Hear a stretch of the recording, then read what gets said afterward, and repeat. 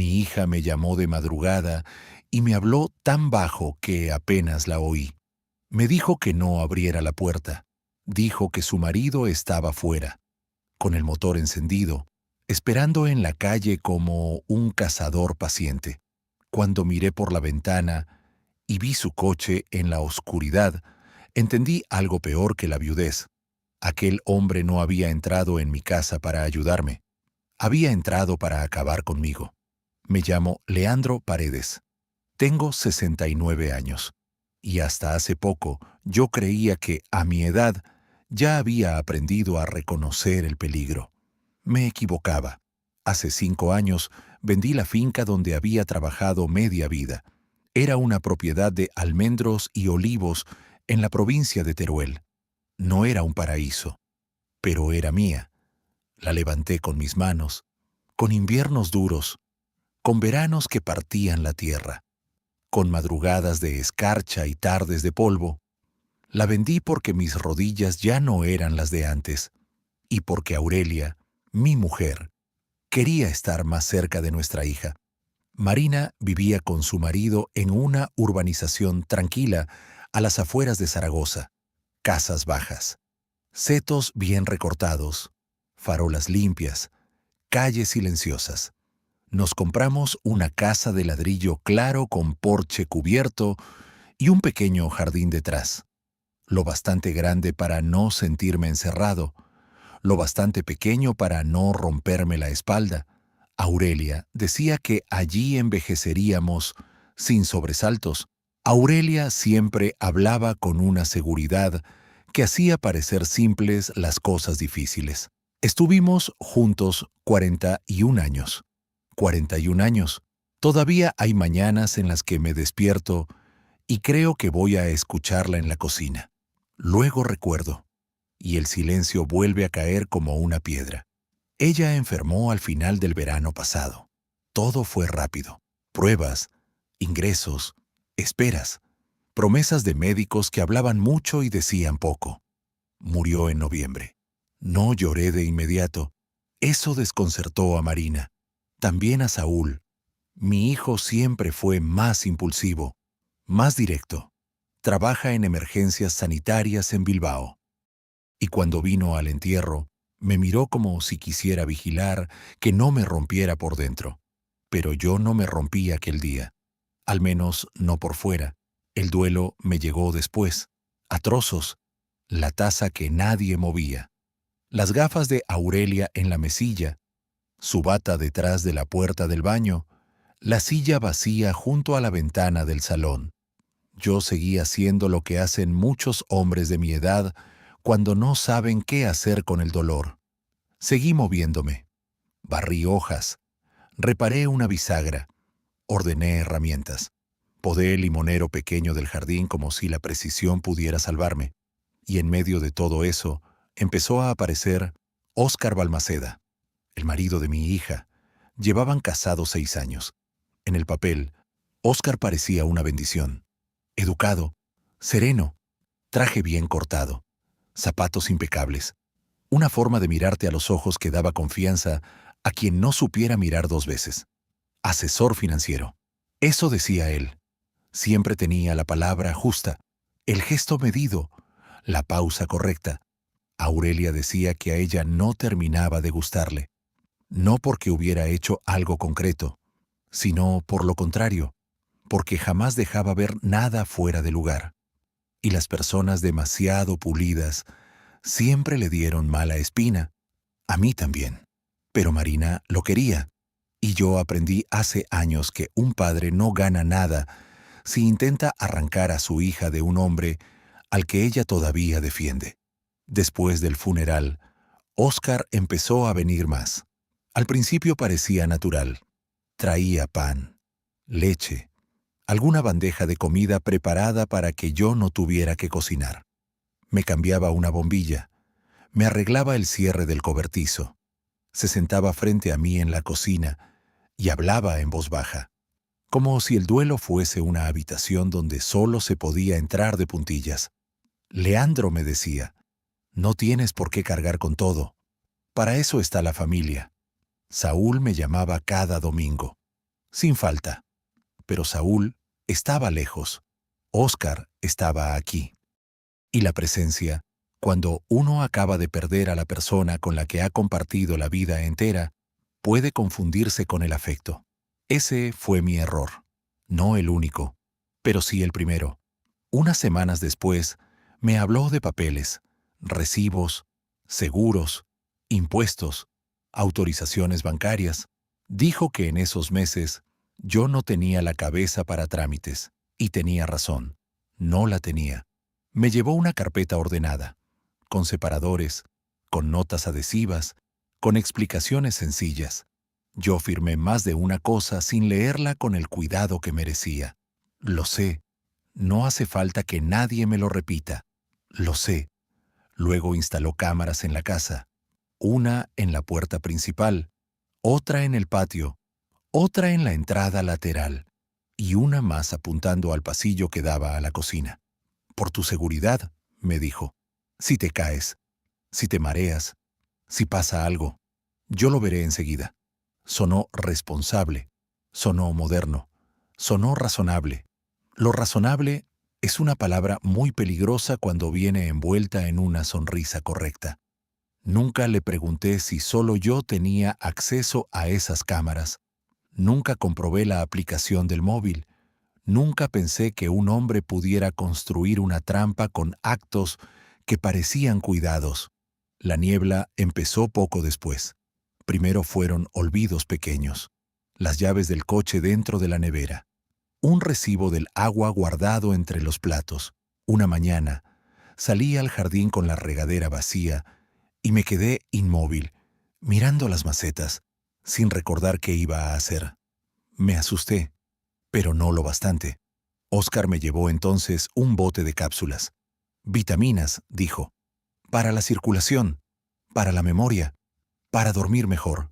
Yo las tomaba cada mañana con el café, porque quería cuidarme. Porque Aurelia habría querido eso. Porque cuando uno enviuda empieza a obedecer, incluso las instrucciones que nadie le ha dado. Marina venía menos. Lo justificaba con trabajo, con cansancio, con la casa, con que Óscar llevaba todo muy organizado. No parecía una excusa, parecía la vida. Una tarde Saúl llamó mientras yo cenaba. Óscar, que estaba en casa, cogió el teléfono antes que yo. Tu hijo puede esperar 5 minutos, dijo con naturalidad. Come tranquilo. Luego le devuelves la llamada. Dejé pasar aquel gesto. Y al día siguiente, encontré un mensaje enviado desde mi móvil a Saúl. Todo bien. Hablamos otro día. Yo no recordaba haberlo escrito. Me quedé mirando la pantalla más tiempo del normal, no porque ya entendiera lo que pasaba, no, sino porque algo dentro de mí empezó a moverse, muy despacio, como un perro que levanta la cabeza antes de que llegue la tormenta. Pocos días después, dejé de tomar las cápsulas. No se lo dije a nadie, ni a Marina, ni a Saúl, ni, por supuesto, a Óscar. Solo las dejé en el armario. Al tercer día me levanté con la cabeza más despejada. Al cuarto dormí mejor. Al quinto volví a sentir algo que no sentía desde la muerte de Aurelia. Desconfianza limpia, no tristeza, no agotamiento. Desconfianza. Entonces empecé a mirar de verdad. Y cuando un hombre vuelve a mirar de verdad, descubre cosas que antes estaban delante de su nariz. Faltaban carpetas en el despacho pequeño del pasillo.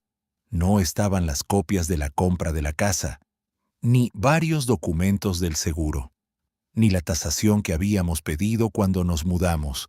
También noté que Óscar sabía demasiado. Sabía qué facturas habían llegado. Sabía qué días me llamaba el banco. Sabía qué horas salía yo al jardín. Sabía hasta cuándo dejaba encendida la luz del salón. No era intuición, era información.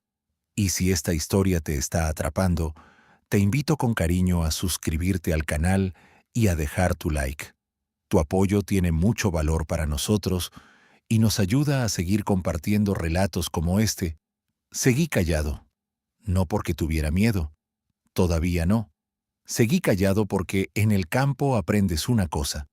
Cuando no sabes por dónde entra la alimaña, no golpeas a ciegas. Primero, miras las huellas, luego esperas, luego actúas. Marina empezó a parecerme extraña también. No en el sentido de culpable, en el sentido de inquieta. Miraba el móvil y lo dejaba boca abajo. A veces hablaba conmigo con frases cortas, como si tuviera prisa por decir algo y más prisa aún por no decirlo. Una vez le pregunté si todo iba bien con Oscar. Me respondió demasiado rápido. Sí, claro. Todo bien. Ese claro me sonó hueco. Pero no insistí. Una hija no confiesa lo que no está preparada para nombrar. Y un padre no siempre sabe cuándo debe tirar de un hilo y cuándo debe esperar a que ese hilo llegue solo a su mano. La noche que cambió todo era martes. Hacía frío. De ese frío seco que deja el barrio en un silencio raro.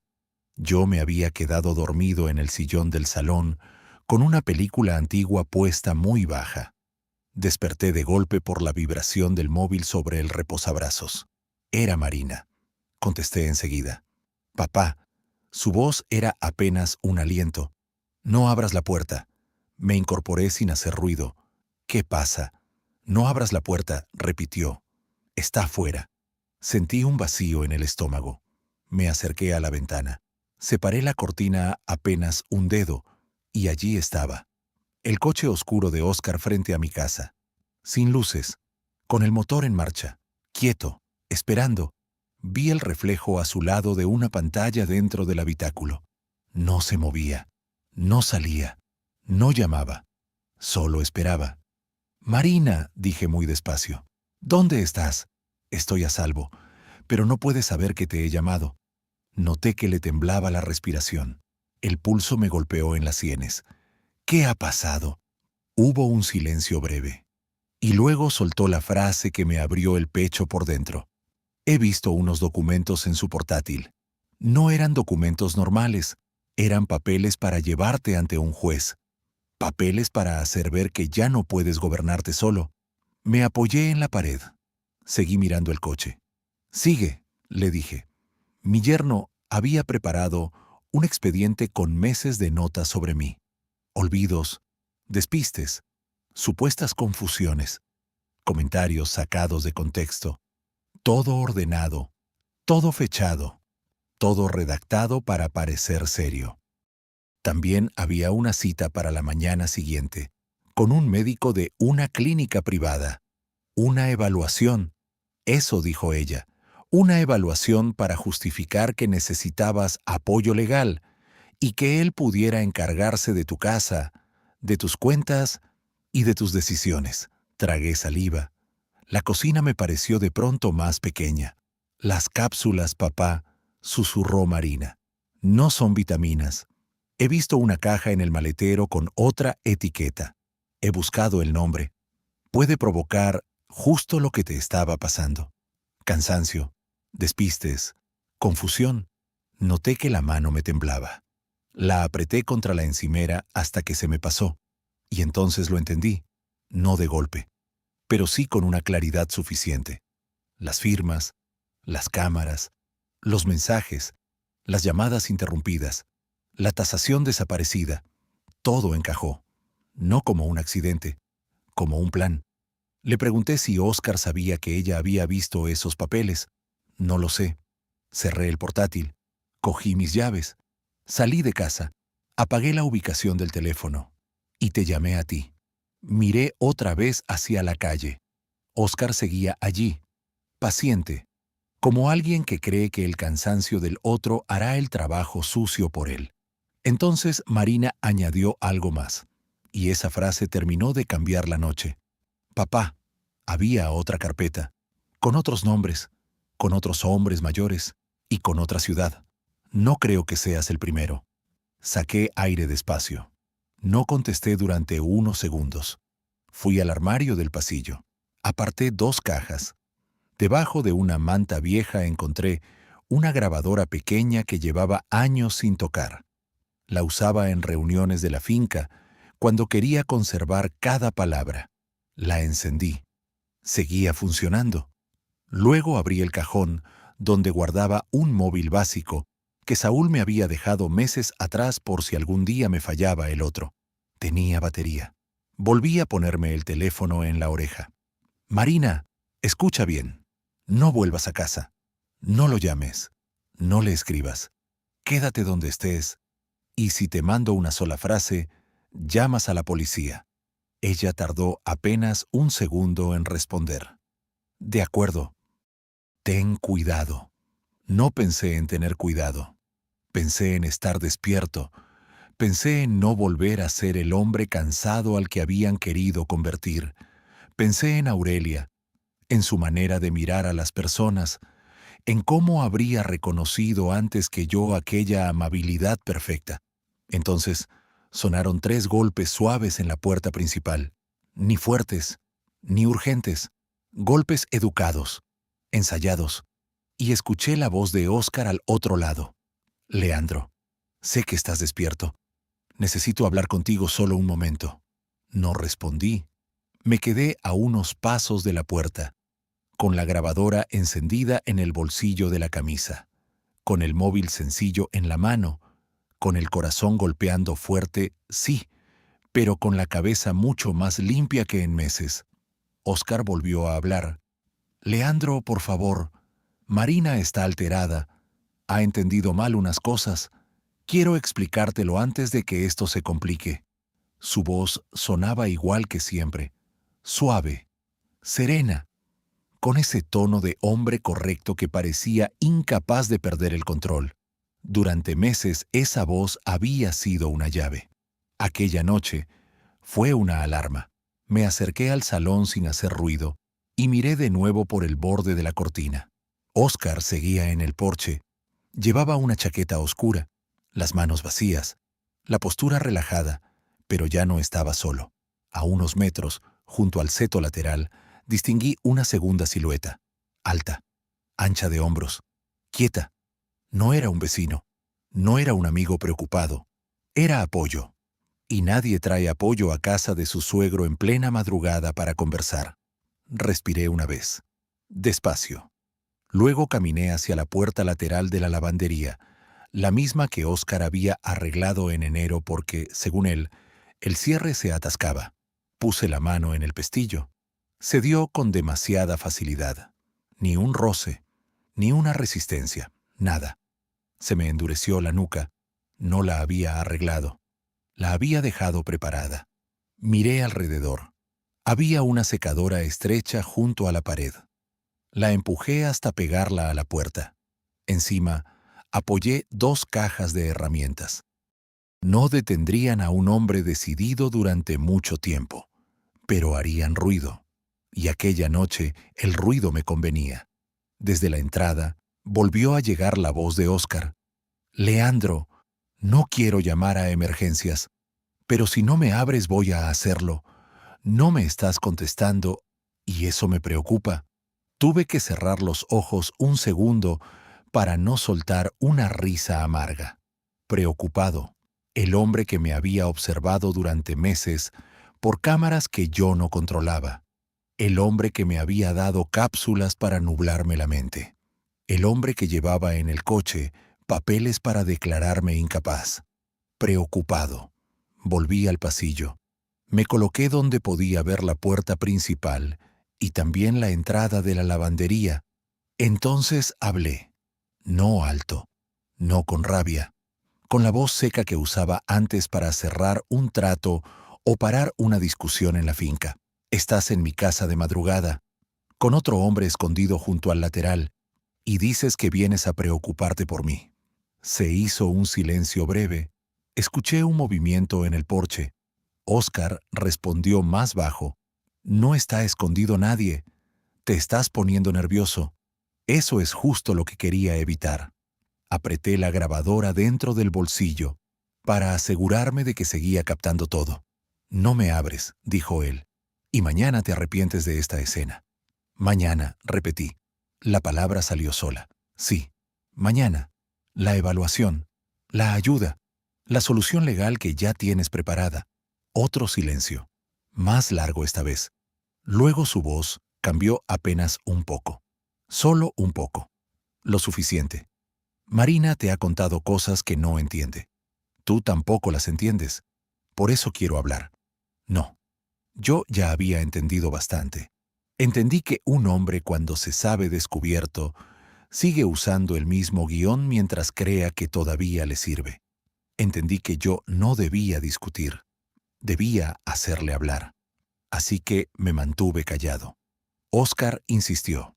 Leandro, llevamos meses intentando ayudarte. Tus olvidos no son imaginaciones. Tus episodios tampoco. Hay informes. Hay notas. Hay un médico esperando mañana. Todo está pensado para protegerte. Ahí estaba. La palabra proteger. Otra vez envuelta en seda. Otra vez vacía por dentro. Dije entonces lo que llevaba varios minutos preparando. Llevo grabando desde que has llamado a la puerta. Todo lo que digas. Todo lo que haga el hombre que has traído. Todo. En el porche no se oyó nada. Ni un paso. Ni un carraspeo. Nada. A veces el silencio también delata. Cuando volvió a hablar, ya no sonó igual. No amenazó. Todavía no. Pero se le había ido parte de la cortesía.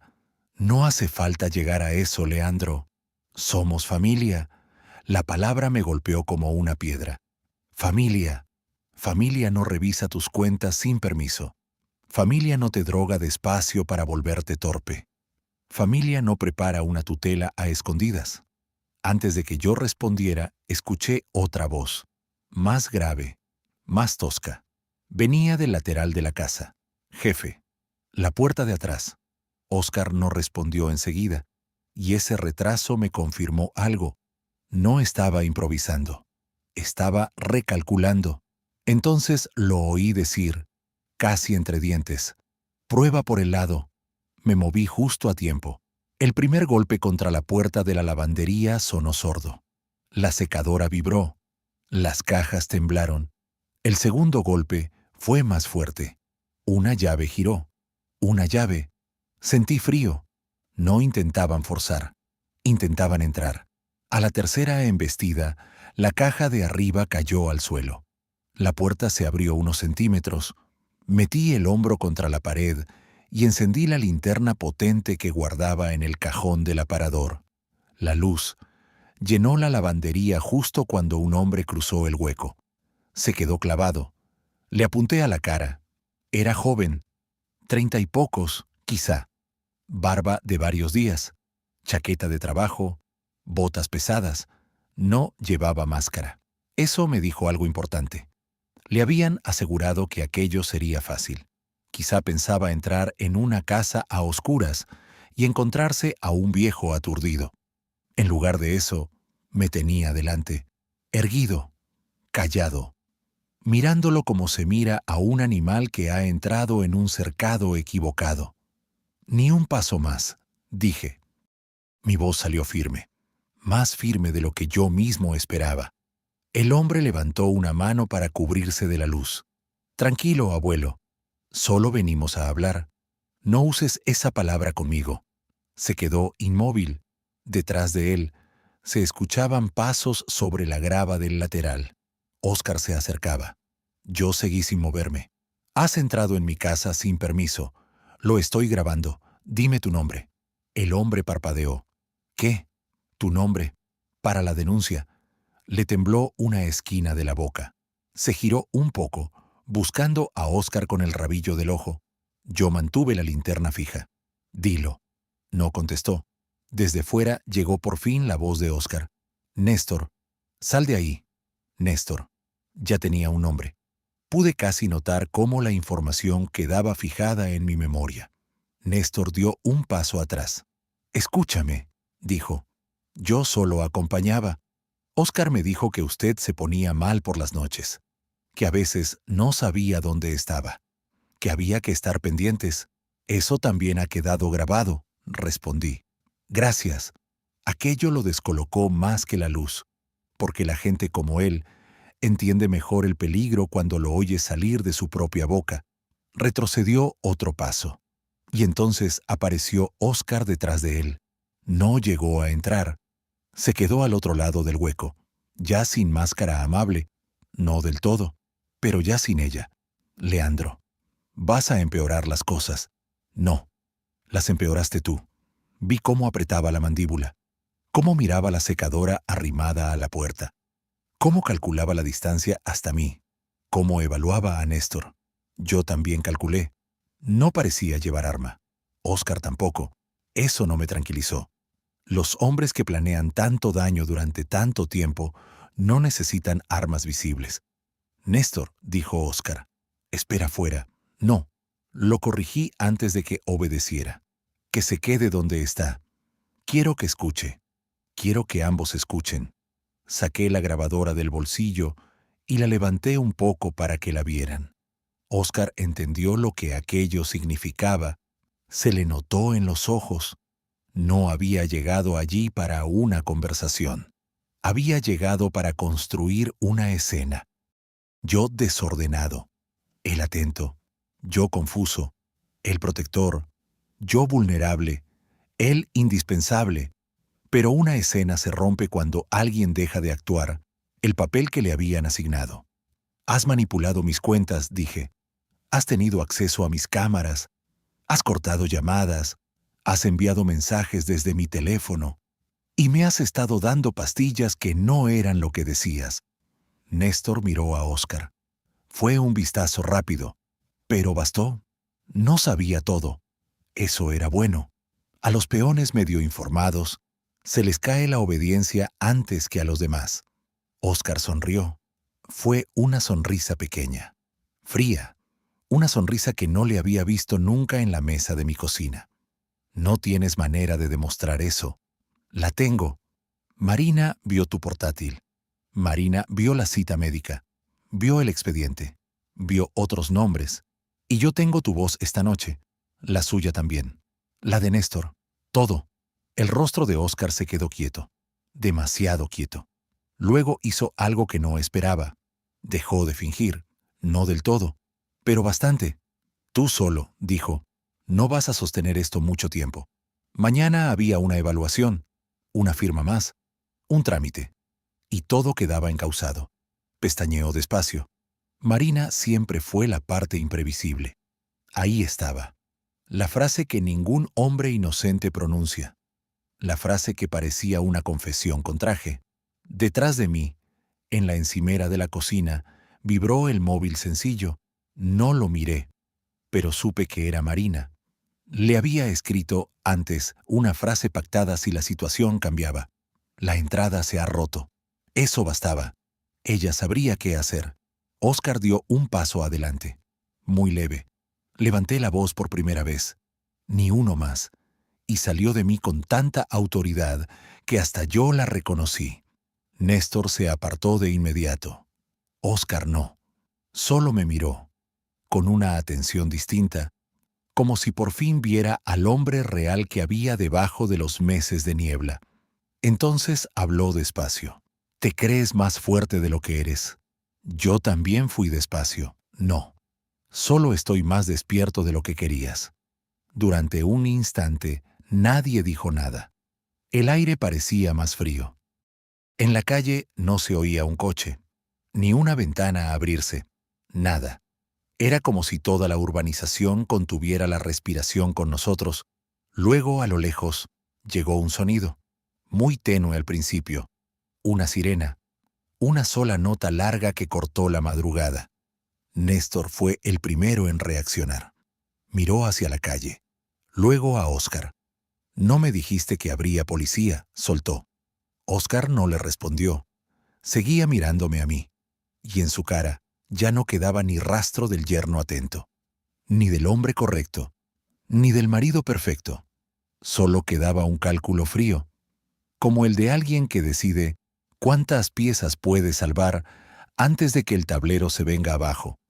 No van a creerte, dijo. Puse la grabadora más cerca del hueco de la puerta. Eso ya lo veremos.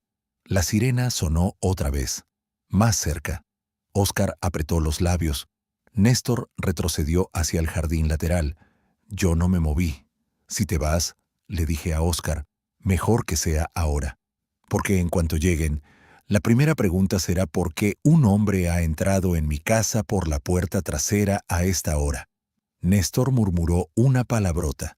Y entonces pasó algo que no esperaba. Óscar giró un poco la cabeza y dijo en voz muy baja, pero no lo bastante: Isan, saca el coche. Había un tercero. No lo había visto. Ni yo, ni quizá Néstor. Y de pronto comprendí por qué el vehículo seguía al ralentí. No era solo una huida, era una operación.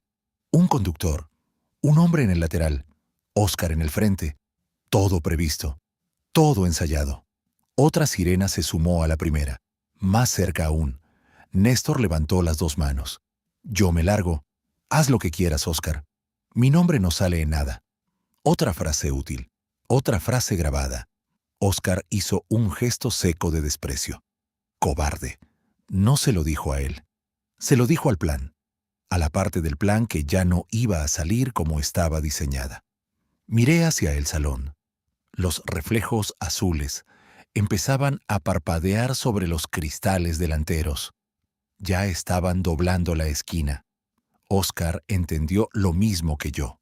Todo cambió en su expresión. El hombre paciente. El hombre de las pausas perfectas. El hombre de la voz suave desapareció. Y lo que quedó fue peor, porque era más sincero. Esto no termina aquí, dijo. No pude evitar responderle. Para ti, puede que sí. Las luces azules y blancas cruzaron por fin la fachada de mi casa. Néstor echó a correr hacia la calle lateral. Óscar dio un paso atrás. Yo mantuve la linterna fija. Y justo en ese instante, con las sirenas ya encima y el porche bañado de destellos, sonó un golpe seco en la puerta principal y una voz firme gritó desde fuera que abriera inmediatamente. Abrí la puerta principal cuando la voz volvió a ordenar que lo hiciera. No de par en par, solo lo suficiente para que vieran mi cara y mis manos vacías, la linterna en una, la grabadora en la otra. En el porche había dos agentes. El primero era un hombre robusto, de rostro sereno y ojos atentos. La segunda era una mujer más joven, rápida al mirar, rápida al colocarse. Detrás de ellos, las luces del coche patrulla teñían la calle de azul y blanco.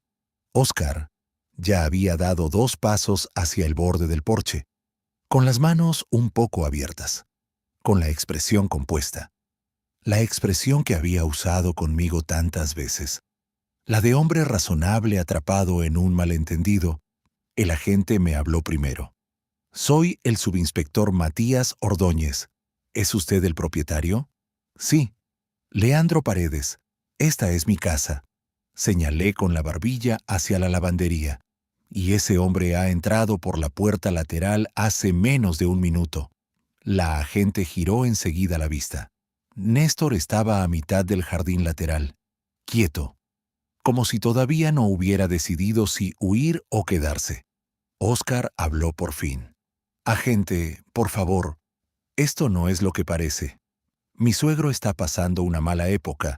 Ha enviudado hace poco. Está alterado. He venido porque mi mujer me llamó muy preocupada. No pude evitar sentir algo helado en el pecho. La velocidad con la que mentía seguía siendo admirable, casi elegante, si uno no supiera lo que escuchaba. Levanté la grabadora. Llevo registrando todo desde antes de que llamara a la puerta y desde antes de que ordenara a ese hombre entrar por atrás. Matías no cambió de expresión, solo extendió una mano. Déjeme oír eso dentro de un momento. Primero, quiero que todos se queden donde están. Miró a su compañera, Rocío, el del lateral. La agente fue hacia Néstor sin correr, con la seguridad de quien ya ha visto a muchos hombres quedarse quietos solo hasta que alguien les habla con firmeza. Óscar intentó acercarse un poco a Matías. Subinspector de verdad. Esto viene de una evaluación médica prevista para mañana. Su hija y yo llevamos tiempo ocupándonos de él. Hay episodios de desorientación, confusión, pérdidas de memoria, todo documentado. Yo me adelanté antes de que esa mentira cogiera cuerpo, sin mi consentimiento, con documentos ocultos, con una cita médica que yo no he pedido, con cápsulas que no eran vitaminas, y con acceso a mis cuentas y a las cámaras de mi casa. Matías me miró entonces con una atención distinta, no como se mira a un anciano enredado en una disputa familiar, sino como se mira a alguien que está trazando una línea muy concreta. ¿Puede repetir lo de las cámaras? Las instaló él, y él las controlaba. La de la puerta principal sigue activa. La de la entrada lateral también. Lleva meses viendo quién entra y quién sale de esta casa. Óscar sonrió apenas. Una sonrisa de paciencia. Era por seguridad. Mi suegro vive solo. No vive solo, dije. Vive en su casa. Y eso no le da a usted derecho a vigilarlo. Rocío llamó desde el lateral. Este se queda aquí. Néstor alzó las manos. Yo no he hecho nada. Eso lo decide luego quien corresponda, dijo ella. Ahora se queda quieto. Matías me indicó que diera un paso hacia adentro. Entramos en el recibidor. Óscar quiso seguirnos. Matías lo detuvo con una sola frase. Usted espera fuera. La puerta quedó medio entornada, lo bastante abierta para que yo viera la silueta de Óscar y él pudiera escuchar parte de lo que yo dijera. No me importó. Quería que escuchara. Matías señaló la grabadora. Póngala. Lo hice. La reproducción llenó el recibidor con las voces de los últimos minutos, la llamada a la puerta, mi negativa, la mención a la evaluación, la orden de probar por atrás, la entrada de Néstor, sus palabras torpes, las de Óscar, todo. No había emoción en la cara de Matías mientras escuchaba. Eso me gustó. Los hombres más útiles no necesitan exhibir lo que piensan. Cuando la grabación terminó, me devolvió el aparato. ¿Tiene copia? En esta grabadora no, pero puedo hacerla. Y mi hija ha visto documentos en el portátil de mi yerno, preparativos para una tutela, notas sobre mí, una cita con un médico, otros casos parecidos. Eso lo ha visto ella esta noche. ¿Dónde está su hija? A salvo. De camino.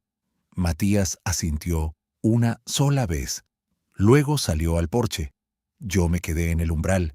La escena fuera parecía más nítida de lo normal, como si al fin estuviera mirando sin niebla. Óscar de pie, con el rostro controlado. Néstor junto al seto, ya menos desafiante. Rocío un poco a la derecha, atenta. El coche oscuro al ralentí, y una idea clavándose poco a poco. Faltaba el conductor, el tercero, el tal Isan. No se veía por ninguna parte. Matías se dirigió a Óscar. Su suegro afirma que usted ha organizado una evaluación médica sin autorización. Afirma que ha tenido acceso a sus dispositivos. Afirma que un acompañante suyo ha entrado por una puerta lateral. Y tengo una grabación en la que usted da instrucciones que no le favorecen. Óscar juntó las manos. Subinspector, mi esposa puede explicarlo todo. Llevamos meses preocupados. Mi suegro olvida cosas, confunde llamadas, guarda objetos en sitios absurdos. No estoy juzgándolo. Estoy intentando ayudarlo. Eso era lo brillante de su método. Nunca acusaba del todo. Insinuaba. Nunca empujaba de frente. Guiaba. Matías no se movió. ¿El hombre del lateral ha entrado en la vivienda? Óscar tardó una fracción de segundo. Demasiado. ¿Ha intentado ver si mi suegro estaba bien? No. Entró. Y usted le dijo que lo hiciera. Volví a levantar la voz. Néstor giró la cara. No quería mirarme. Y de pronto habló. Yo he entrado. Sí, pero porque él me dijo que el señor podía haberse caído y que no respondía. Óscar lo fulminó con los ojos. Fue rápido, pero todos lo vimos. Matías también. ¿Su nombre completo? Néstor tragó saliva. Néstor Abenza. ¿Y a qué ha venido aquí a estas horas? Néstor dudó. Óscar dijo su nombre con tono de aviso. Yo hablé antes. Dígalo bien. Ya que ha entrado en mi casa, tenga por una vez la decencia de decir la verdad. Algo se rompió entonces en él. No sé si fue el miedo, la fatiga, o el simple hecho de comprender que su noche ya no iba a ser fácil. Me llamó, dijo. Me pidió que lo acompañara. Dijo que igual había que entrar porque el señor estaba mal. No dijo que habría policía. No dijo que hubiese una grabadora. No dijo muchas cosas, añadió Rocío con sequedad. Matías ordenó que apartaran a Néstor hacia el coche patrulla. Luego se volvió hacia Óscar. ¿Y el tercero? ¿Qué tercero? El conductor, respondí. Óscar ha llamado antes a alguien. Le ha dicho que sacara el coche. Se llama Isan. Óscar movió la cabeza. No sé de qué habla. Lo has dicho tú mismo, le respondí. Y también está grabado. Matías me miró. ¿Eso también? Sí. Él sonrió. No fue una sonrisa amable. Fue la mueca seca de un hombre que acaba de recibir una pieza útil. Bien, entonces ya lo buscaremos. En ese momento vi unos faros girar al fondo de la calle. Un coche pequeño. Claro. Frenó con brusquedad delante de la acera de enfrente. Marina salió antes de apagar el motor. Llevaba el pelo recogido de cualquier manera, sin abrigo cerrado, sin el gesto de quien duda. Cuando vio a Óscar, se quedó un instante inmóvil. Solo un instante. Yo había pensado muchas veces en cómo sería el momento en que mi hija viera por fin al hombre real. No imaginé que sería tan silencioso. No gritó, no lloró, no tembló. Solo lo miró como se mira una habitación conocida en la que de pronto aparece una grieta imposible de ignorar. «Papá». Su voz me llegó rota al final. «Estoy bien», le dije. «Ven aquí». Cruzó la distancia sin mirar de nuevo a Óscar. Me abrazó fuerte, como cuando era pequeña y se despertaba por una pesadilla. Yo le puse una mano en la nuca, no para consolarla, para recordarle que seguía aquí. Óscar dijo su nombre. Marina. Ella no se volvió, ni siquiera un poco. Matías intervino enseguida. ¿Es usted la hija del señor Paredes? Sí. ¿Ha llamado usted a su padre esta noche para advertirle? Sí. Y tengo fotos en el móvil, de documentos que estaban en el portátil de mi marido. Dijo marido. Todavía. Pero la palabra le salió como si ya no le perteneciera. Eso nos lo enseña ahora, dijo Matías. Entraron ella y yo al salón. Rocío se quedó fuera, vigilando. Óscar siguió en el porche, ya sin la comodidad de antes. Marina desbloqueó el teléfono con dedos temblorosos. Fue pasando imágenes, un borrador de solicitud judicial, notas sobre mi supuesto deterioro, una cita con una clínica privada para la mañana siguiente, mensajes, nombres, cantidades, observaciones y 2 carpetas fotografiadas deprisa, con otros apellidos, otras ciudades, otros hombres mayores. Matías observó cada imagen sin interrumpir. Cuando llegó a los mensajes, se detuvo más tiempo. Leí por encima mientras él los veía. Aumenta la dosis. Sigue desorientado por la mañana. El tasador confirma valor alto. La hija no sospecha. Acelerar antes de final de mes. Noté que Marina dejaba de respirar por segundos. Le puse una mano en el brazo. No apartó la vista de la pantalla. ¿Reconoce usted ese teléfono de contacto?, preguntó Matías. No, contestó ella. Nunca lo había visto. Pero él borraba muchas cosas. Siempre tenía otro móvil. Otro móvil. Aquello se me quedó grabado.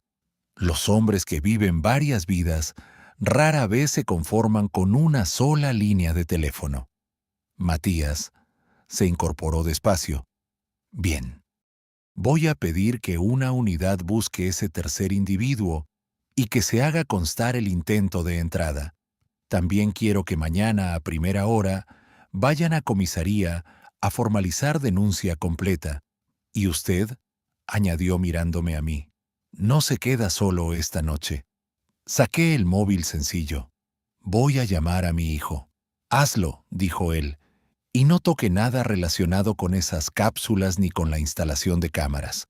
Todo eso puede ser importante. Marina alzó la vista. Las cápsulas siguen en la cocina. 3 frascos. Los hemos guardado. Bien. Que nadie los manipule más. Salimos de nuevo al porche. Óscar seguía allí, más pálido, más rígido. Aún así, cuando vio a Marina, intentó una vez más recuperar el terreno. Cariño, escúchame un segundo. No fue ella quien respondió. Fui yo. No la llames así. Se volvió hacia mí con una frialdad que ya no se molestó en ocultar. Esto se va a volver contra usted, dijo. Marina hizo un gesto extraño. No de miedo, de asco. ¿Todavía estás intentando eso?, preguntó. Su voz era baja, más peligrosa que un grito. He visto tus notas. He visto lo que escribías sobre mi padre. He visto a qué te dedicas. Óscar cambió de táctica. Lo supe en el acto. Se dirigió a ella como quien quiere envolver a alguien en una conversación privada delante de testigos. Marina, tú sabes cómo ha estado estos meses. Sabes que yo solo quería evitar una desgracia. Sabes que esto era por su bien. Ella negó una sola vez. No. Era por la casa. Era por las cuentas. Era por todo lo que creías que ibas a quitarle. Y entonces dijo algo más. Algo que hasta yo desconocía. Y también era por la póliza de mi madre. Miré a mi hija. Ella seguía clavando los ojos en Óscar. Lo descubrí hace una semana, añadió. Se interesó demasiado por la indemnización. Quería saber cuándo se había cobrado, dónde estaba, cómo estaba repartida. Yo pensé que era curiosidad. Ahora ya no lo pienso. Sentí que el cuerpo se me tensaba. Aurelia, incluso muerta, también la había convertido en una cifra. Matías dio un paso al frente. Basta por esta noche. Señor Balmaceda, queda advertido de que no puede volver a esta vivienda hasta nuevo aviso. Cualquier contacto deberá hacerse por vía legal. Si incumple, la situación empeorará mucho para usted. Óscar lo sostuvo con la mirada. Luego miró a Marina, después a mí. Y por un segundo volvió a aparecer aquel otro hombre, no el amable, no el servicial, el verdadero, el que había pasado meses midiendo mi cansancio, como quien calcula cuándo cede una puerta. No dijo nada más. Fue hacia el coche. Abrió. Se sentó y arrancó. Las ruedas avanzaron despacio, sin brusquedad, como si todavía quisiera preservar un resto de dignidad. Esperé hasta que desapareció al final de la calle. Solo entonces noté que me dolían las manos de apretarlas. Matías guardó su libreta. Mañana temprano. Denuncia formal. Abogado. Banco. Y cambien cerraduras cuanto antes. Ya estaba pensando en eso, dije. Bien. Su hija se queda con usted. Y su hijo viene de camino, añadió mirando el móvil sencillo en mi mano. Asentí. Saúl contestó a la segunda llamada. Su voz llegó despierta al instante. Papá, ¿qué ha pasado? Miré a Marina. Miré la puerta lateral torcida. La calle aún encendida. La noche partida en dos. Y le respondí con una calma que no sentía del todo, pero que necesitaba tener. Ha pasado que por fin lo hemos visto claro. Y ahora empieza lo difícil. Saúl llegó cuando todavía no había amanecido del todo. Escuché su coche antes de verlo. Paró frente a casa con un frenazo corto. Se bajó sin cerrar bien la puerta. Entró con una mochila al hombro y la cara de un hombre que llevaba todo el camino imaginando desgracias. No preguntó nada al principio. Eso es muy propio de él. Primero mira. Primero cuenta cuántos están vivos. Primero mide el daño. Luego habla. Vio a Marina sentada en la cocina, con una taza entre las manos. Me vio a mí apoyado en la encimera. Vio la puerta de la lavandería desencajada. Vio las cajas en el suelo. Y entonces dejó la mochila junto a la mesa. ¿Estás bien? Sí, le dije. Él me sostuvo la mirada 2 segundos más, como si quisiera comprobarlo por sí mismo.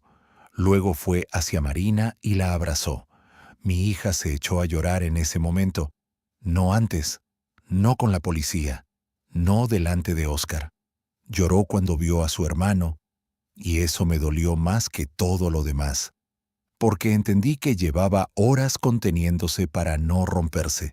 Saúl no la apretó demasiado, solo la sostuvo, con esa firmeza tranquila que tiene la gente que ha trabajado con dolor ajeno, sin volverse de piedra. Cuando se separaron me miró otra vez. Ahora sí, cuéntamelo. Se lo conté todo en la cocina, sin adornos, sin levantar la voz, la llamada de Marina, el coche fuera, la puerta trasera, Néstor entrando, la grabadora, la policía, las fotos del móvil, los mensajes, la cita con la clínica, las notas sobre mis supuestos olvidos. Saúl no me interrumpió, ni una vez. Solo hizo una pregunta cuando terminé. Las cápsulas, ¿dónde están? Le señalé el armario alto. Se subió a una silla, sacó los 3 frascos, los dejó sobre la mesa con mucho cuidado. Los observó. No tocó el contenido. Leyó las etiquetas. Frunció el ceño. Esto no me gusta nada. Marina se secó la cara con el dorso de la mano. Yo vi en el coche una caja más grande, con otro nombre. No ponía vitaminas. Ponía una mezcla rara. Lo busqué. Podía causar somnolencia y confusión si se tomaba durante tiempo. Saúl volvió a mirar los frascos. Hay que conservar esto como oro. No se tira nada. No se abre nada. No se limpia nada. Se volvió hacia mí. ¿Has firmado mucho con él en estos meses? Demasiado, dije. La palabra se me quedó amarga en la boca. Saúl asintió. No para juzgarme, para ordenar. Necesitamos abogado. Hoy. Primera hora. Y banco. Antes de que ese hijo de puta mueva un céntimo más. Marina bajó la vista. Yo debería haberme dado cuenta antes. No, le dijo Saúl enseguida. No hagas eso. Él era bueno en esto. Eso la hizo alzar la cabeza. En esto, repitió la frase despacio, como si de pronto ya pudiera nombrarlo. Como si ya no fuera un accidente dentro de su matrimonio, sino el oficio de un depredador. No tuvimos que esperar mucho para que llamaran a la puerta otra vez. Esta vez no fue la policía, fue Lidia Cebrián, mi vecina de 2 casas más allá. Viuda, 60 y tantos, ex enfermera de cuidados intensivos. Una mujer capaz de llevarte un bizcocho y una verdad desagradable con la misma precisión. Entró con un recipiente tapado y una mirada que ya traía preguntas. Os he visto luces toda la noche y coches patrulla. Ahora me vais a contar qué demonios ha pasado. Con Lidia no hacía falta elegir mucho las palabras. Se lo contamos también. No todo al detalle, pero sí lo suficiente. Escuchó en silencio, con los dedos cruzados sobre la mesa. Cuando Saúl le enseñó los frascos, ella cambió de cara. ¿Quién te dio esto? Óscar, respondí. Cada mañana. Decía que eran para la memoria. Lidia no llegó a tocar los botes. Se inclinó lo justo para leer. Luego me miró con una dureza contenida. Leandro, guarda esto. No lo tomes a broma, ni lo dejes en manos de cualquier médico de cabecera. Quiero que esto lo vea alguien que entienda de verdad qué puede haber ahí dentro. Saúl asintió enseguida. Conozco a una farmacéutica del hospital de Basurto. No está aquí, pero puede decirnos a quién acudir en Zaragoza. Lidia añadió algo más. Y si esas cápsulas explican los síntomas, esto deja de ser solo una maniobra con papeles, pasa a ser daño físico. Eso cambia mucho las cosas. Marina se quedó inmóvil. Creo que hasta ese momento, una parte de ella seguía esperando que todo pudiera reducirse a una mentira grande, una estafa fría, un abuso calculado, pero no un ataque directo al cuerpo de su padre. Lidia se volvió hacia ella. Tú no sabías nada. No cargues con lo que hizo él. Mi hija tragó saliva. No dije que yo no cargara. Saúl apoyó una mano sobre la mesa. Cargaremos todos, dijo, pero cada uno con lo suyo. A eso de las 7, llamamos al abogado que un compañero suyo le había recomendado, Arturo Mencía. No sonaba simpático, y aquello me tranquilizó. No necesitábamos simpatía. Necesitábamos un hombre que mordiera donde hacía falta. Contestó a la primera. La voz seca. «Despierta», como si llevara años sin dormir del todo. Saúl le explicó lo esencial. Yo tomé el teléfono y le di el resto en orden. La muerte de Aurelia, la cercanía de Óscar, las firmas, las cámaras, la niebla, las cápsulas, la llamada de Marina, la entrada de Néstor, la grabación, las fotos. Al otro lado no hubo exclamaciones, ni promesas grandilocuentes, solo silencio atento. Cuando terminé, Mencía dijo 2 frases. «A las 9 les espero en mi despacho. Y no vaya al banco sin mí». Colgó. Eso también me gustó. Los hombres que saben lo que hacen no pierden tiempo adornando. Nos duchamos por turnos. Saúl cambió el bombín de la puerta principal con un juego que llevaba siempre en la mochila. Luego bloqueó la lateral como pudo, quitó las pilas a la cámara del pasillo, desenchufó el router y empezó a revisar el móvil que yo usaba a diario. Encontró permisos extraños, aplicaciones que yo no recordaba haber instalado, notificaciones desactivadas, historial borrado. «Ese cabrón te tenía medio cercado», murmuró. No respondí, porque era verdad, y porque decirla en voz alta no arreglaba nada. A las 8:30 salimos de casa. Fuimos los 3. Lidia vino detrás en su coche, porque insistió en acompañarnos. Dijo que no pensaba dejar solo a un hombre al que habían intentado robar la cabeza antes que la cuenta bancaria. La frase era dura, pero exacta. El despacho de Arturo Mencía estaba en una calle estrecha del centro. 2.º piso, puerta de madera oscura, sala de espera sin adornos, ni diplomas teatrales, ni frases grandiosas enmarcadas, solo silencio y olor a café recién hecho. Eso también me inspiró confianza. Mencía salió a recibirnos con una carpeta ya abierta. Era un hombre de unos 60 años, compacto, canoso, con la clase de ojos que no se impresionan fácilmente, ni por el llanto, ni por el dinero, ni por las apariencias. Nos hizo pasar. No ofreció café. No preguntó si habíamos descansado. Fue directo. «Quiero escuchar la grabación». La escuchó entera. Luego revisó las fotos del móvil de Marina. Amplió varias. Volvió atrás. Se detuvo en los mensajes. Se detuvo más aún en una imagen donde aparecía el borrador de la solicitud judicial. Y después pidió ver todo lo que yo hubiera firmado en los últimos meses.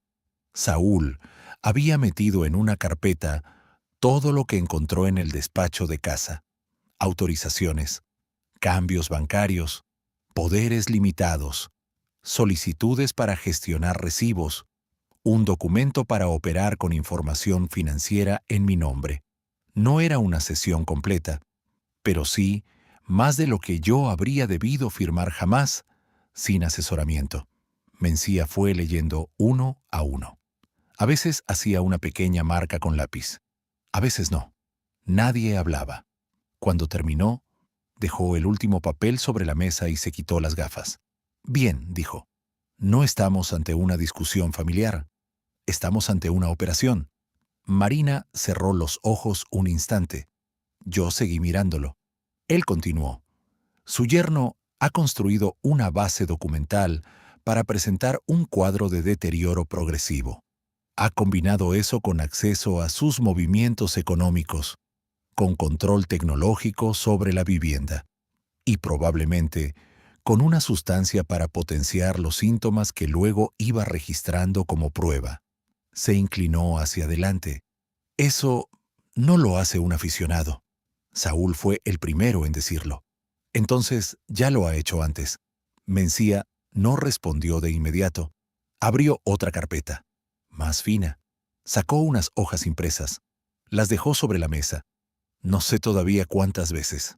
Pero sí le diré una cosa que no les va a gustar. A mí ya no me gustaba nada, así que esperé. El nombre de su yerno, dijo al fin, aparece raro en 2 bases de datos. No inexistente. Raro. Demasiado limpio por un lado. Demasiado borroso por otro. Marina frunció el ceño. No entiendo. Yo sí empecé a entender un poco, y aquello me dio más frío que la noche anterior. Mencía deslizó una hoja hacia ella. Su marido se identifica como Óscar Balmaceda Ruiz. Correcto. Sí, dijo mi hija. Ese es su nombre. Él alzó una ceja mínima. ¿Eso cree usted? Saúl se incorporó en la silla. ¿Qué quiere decir? Quiero decir, respondió el abogado, que la información que he podido revisar en poco más de una hora no encaja bien con ese nombre. No encaja su historial anterior, no encajan ciertos domicilios, no encajan 2 firmas distintas en documentos separados por pocos años. Y no encaja una referencia indirecta que aparece en uno de los mensajes fotografiados. Señaló la pantalla del móvil de Marina. Un contacto sin apellidos, solo una inicial y un apellido abreviado. Había pasado por ahí la noche anterior sin fijarme demasiado. Mencía lo amplió. Aquí. Marina leyó en voz baja. Bell. Exacto, dijo él. Y ahora miren esto. Sacó otra hoja. Era una copia de un procedimiento antiguo. Otro juzgado. Otra provincia. Otro anciano. Otro intento de tutela. Y allí, en una línea pequeña, aparecía el nombre de una persona vinculada al entorno del solicitante. Elías Beltrán. Nadie habló durante varios segundos. Marina se quedó mirando el papel como si estuviera escrito en otro idioma. No, dijo al final. No, eso no puede ser. Mencía no alzó la voz. No le estoy diciendo todavía que ese sea su nombre real. Le estoy diciendo que su marido ha usado o ha estado cerca de otros nombres, y que eso, unido a todo lo demás, me basta para decirles algo con total claridad. Se hizo un silencio muy quieto. Entonces el abogado apoyó las 2 manos sobre la mesa y soltó la frase que partió la mañana en 2. El hombre con el que usted se casó, señora, casi con toda seguridad no es quien dice ser. Nadie habló durante unos segundos. Marina seguía mirando el papel como si bastara con negarlo para que dejara de existir. Saúl fue el primero en reaccionar. ¿Qué necesitamos ahora? Eso me gustó de mi hijo. Siempre va a lo útil cuando el golpe todavía está caliente. Mencía ordenó las hojas. Primero, bloquear todo lo económico. Hoy, ahora. Segundo, denunciar formalmente la tentativa de entrada, la manipulación documental y la posible administración de sustancias. Tercero, pedir una medida urgente para impedir cualquier trámite judicial en nombre de Leandro. Y cuarto, revisar la identidad real de ese hombre por todas las vías. Se volvió hacia Marina. Usted tendrá que responder una pregunta desagradable. Mi hija alzó la vista. ¿Cuál? Su matrimonio, sus cuentas compartidas, las propiedades, los seguros, los préstamos, todo lo que firmó con él. Tenemos que comprobar bajo qué identidad lo hizo. Vi cómo Marina apretaba la mandíbula. No lloró, ya no. Aquel día empezó a parecerse más a Aurelia que en muchos años. No por el rostro, por la forma de quedarse quieta cuando la herían. Lo haré, dijo. Todo. Mencía asintió. Bien. Nos llevó primero al banco. No fuimos a una sucursal cualquiera. Fuimos a la principal, con despacho interno, con director, con registro de movimientos.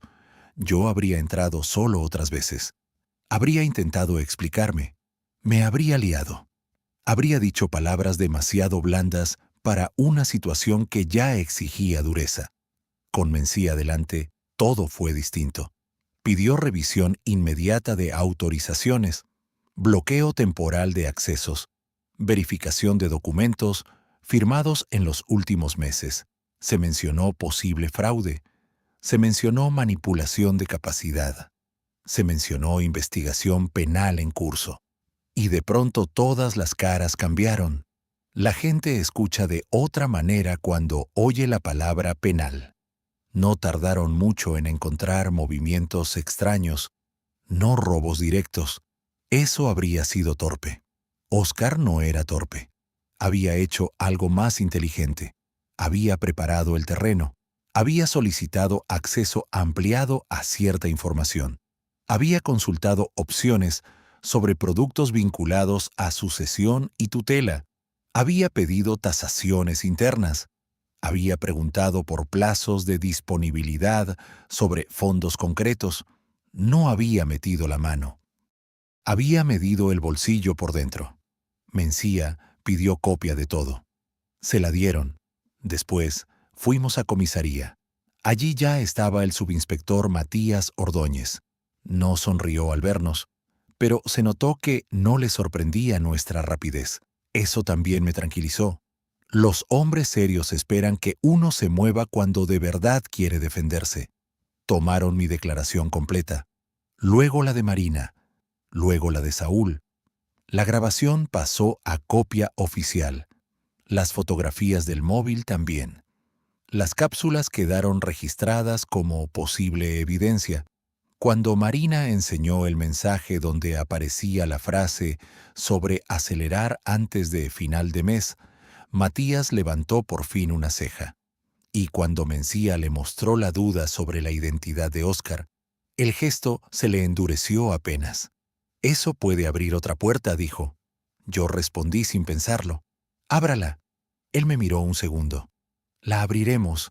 La tarde de aquel mismo día fue larga, cansada, densa, pero ya no era una niebla pasiva, era fatiga de combate. Volvimos a casa al anochecer. Lidia estaba esperándonos con comida caliente y una bolsa nueva para guardar los frascos sin tocarlos más. Una mujer así no necesita que le den las gracias muchas veces. Las detecta una vez y da por hecho lo demás. Saúl revisó otra vez cerraduras y teléfonos. Marina se llevó una caja con ropa suya de casa de una amiga. No quiso volver con Oscar. Ni por un cepillo de dientes, ni por papeles, ni por nada. Mencía lo dejó claro. A partir de ese momento, todo contacto sería por su despacho. Todo. Aquella noche dormimos poco, pero por primera vez en meses yo supe por qué estaba despierto. No por las sustancias, no por la vigilancia, no por la trampa invisible. Estaba despierto porque al fin había vuelto a ser dueño de mi miedo. Los días siguientes confirmaron casi todo y empeoraron el resto. El análisis de las cápsulas tardó algo más de 2 semanas. Lidia movió hilos con una precisión admirable. El informe fue claro.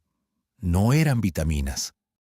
Contenían una combinación de compuestos que, tomados de forma continuada, podían provocar somnolencia, niebla mental, desorientación leve y problemas de memoria reciente.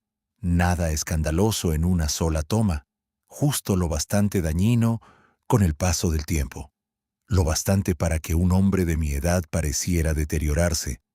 Lo bastante para que otro hombre lo apuntara en una libreta y luego lo presentara como prueba. Cuando Mencía leyó el informe, no dijo ninguna palabra solemne. Solo dijo: «Esto cambia el caso», y lo cambió, porque ya no se trataba solo de dinero, ni de documentos, ni de tutela. Se trataba también de una agresión lenta, discreta, fría. Mientras tanto, la policía encontró más cosas. Néstor habló antes de lo que Oscar habría querido. No por nobleza, por miedo. Confirmó que aquella no era la primera vez que lo llamaban para acompañar a alguien mayor en una visita incómoda. Confirmó que le pagaban en efectivo. Confirmó que esa noche le habían dicho que quizá tendría que entrar porque el viejo a veces no se enteraba de nada. El viejo, así me había nombrado.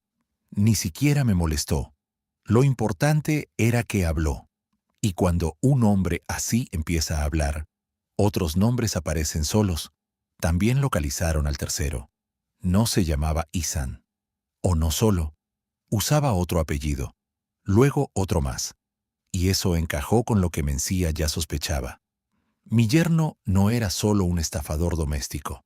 Era un hombre que se movía entre identidades como otros se cambian de chaqueta, con ayuda de cruces documentales entre provincias y una vieja denuncia archivada, salió a la luz un nombre anterior.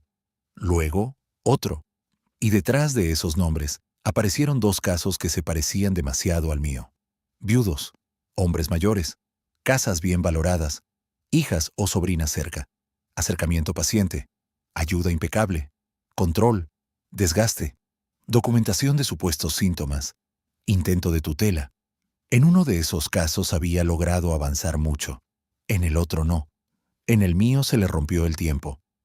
A Marina le destrozó saber que su matrimonio estaba levantado sobre una mentira entera, no solo sobre engaños dentro de una vida compartida, sobre una identidad inventada, sobre una selección calculada.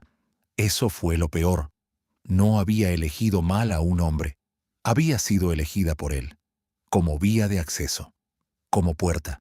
Recuerdo una noche, casi un mes después, en la que la encontré sentada en el porche donde Aurelia solía leer al atardecer. No lloraba, miraba el jardín. Me senté a su lado. Tardó en hablar. Y cuando habló, lo hizo sin mirarme. No sé qué parte de aquellos años fue verdad. Le respondí también mirando al frente. La parte en la que tú amaste creyendo que estabas a salvo. Eso sí fue verdad. Ella giró la cara hacia mí. Y me bastó para saber que había entendido. A veces no se puede devolver a una persona lo que le han robado, pero sí se le puede quitar la culpa de encima. Saúl vino 3 fines de semana seguidos. Arregló la puerta lateral. Cambiamos todas las cámaras por un sistema nuevo. Solo a mi nombre, solo bajo mi control. También revisó cada dispositivo de la casa. Encontró aplicaciones espejo, permisos remotos, copias de seguridad extrañas. Oscar me había vigilado hasta en la rutina más pequeña. ¿Qué hora encendía la calefacción? ¿Cuándo salía al jardín?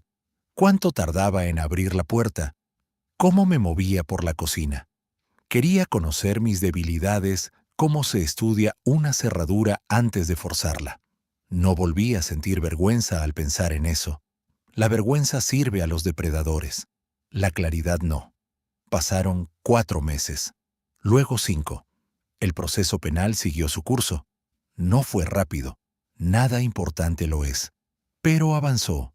Con la grabación, con los informes, con las declaraciones, con los movimientos bancarios, con los antecedentes que empezaron a encajar como piezas de una maquinaria vieja y sucia. Mencía me mantenía al tanto con llamadas breves, sin adornos. Una mañana me dijo que la fiscalía había reforzado la acusación. Otra, que se habían abierto diligencias en otra provincia. Otra, que uno de los nombres usados por Oscar, o por el hombre que yo había conocido como Oscar, aparecía vinculado a documentos falsificados de años atrás. Yo escuchaba, daba las gracias, colgaba y luego iba al jardín. Había algo en volver a tocar tierra con las manos que me ordenaba por dentro. Un día de junio, vi 2 cardenales rojos posarse en la valla del fondo. Aurelia decía que las aves pequeñas son más valientes que muchos hombres porque no piden permiso para existir. Me quedé observándolos un buen rato y pensé que quizá envejecer no consiste en volverse frágil. Quizá consiste en saber mejor qué merece defensa y qué merece distancia. La casa seguía siendo mía. Eso era importante, pero no era lo más importante. Lo más importante era otra cosa. Marina seguía viniendo a la cocina por las mañanas, a veces en silencio, a veces hablando de cualquier tontería. Saúl llamaba más. Lidia seguía entrando sin ceremonia y dejando comida o consejo según hiciera falta. Y yo había comprendido algo que no supe nombrar durante años. Un hombre no se mide por la tierra que trabajó, ni por la casa que pagó, ni siquiera por lo que fue capaz de levantar con sus manos. Se mide por quien vuelve cuando todo parece a punto de romperse. Eso es la familia, no el hombre que sonríe demasiado, no el que usa las palabras exactas, no el que entra con bolsas y sale con llaves invisibles. La familia es la voz que te llama de madrugada para salvarte, el hijo que cruza media España sin preguntar primero si conviene, la vecina que entiende el peligro antes de que tú seas capaz de nombrarlo, el abogado que no te acaricia el miedo, sino que lo convierte en estrategia, y también la mujer que ya no está, pero cuya memoria sigue empujándote a mirar mejor a las personas. Aurelia me había dicho una vez, muchos años atrás, que la peor clase de lobo es la que aprende a entrar en casa oliendo a jabón. Tenía razón. Pero también tenía razón en otra cosa, en que la verdad, cuando por fin encuentra una grieta, entra con más fuerza que la mentira. Si hoy cuento esto, no es para que me compadezcan. Es para que alguien que escuche una historia demasiado parecida abra los ojos a tiempo. Es para que otro hombre cansado no confunda ayuda con invasión. Es para que otra hija sepa que una duda a tiempo puede salvar una vida entera. Yo tardé en verlo, sí, pero lo vi. Y eso lo cambió todo. Si has llegado hasta aquí, gracias por acompañarnos hasta el final. Y si no sabes qué decir o te cuesta encontrar palabras, a nuestro equipo le hará muy feliz leer incluso un simple gracias en los comentarios.